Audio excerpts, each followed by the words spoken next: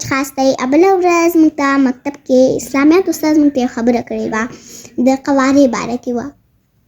هغه دا خبره کړې وه چې که نه خلکو ته مه ویوئ چې ته داسې وغسې، مطلب تاسو ویوئ چې ستا خوله کږه ده، ستا پوزه غټه ده، ستا پوزه وړه ده، ستا سترګې چپې دي، ستا غاښونه تور دي، هر رقم که نه تاسو یو خبره کوئ، ته ټیټ یې، ته جګ یې، داسې خبرې کوي.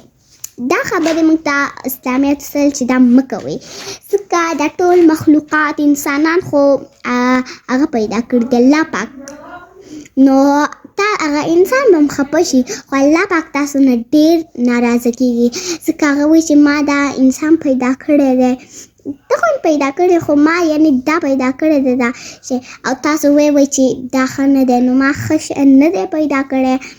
نو هېڅ وخت به موږ خلکو پسې خبرې نه کوو، ځکه هغه الله پاک پیدا کړي دي. الله پاک تاسو نه ډېر سخت بیا ناراضه کېږي. خدای په امان.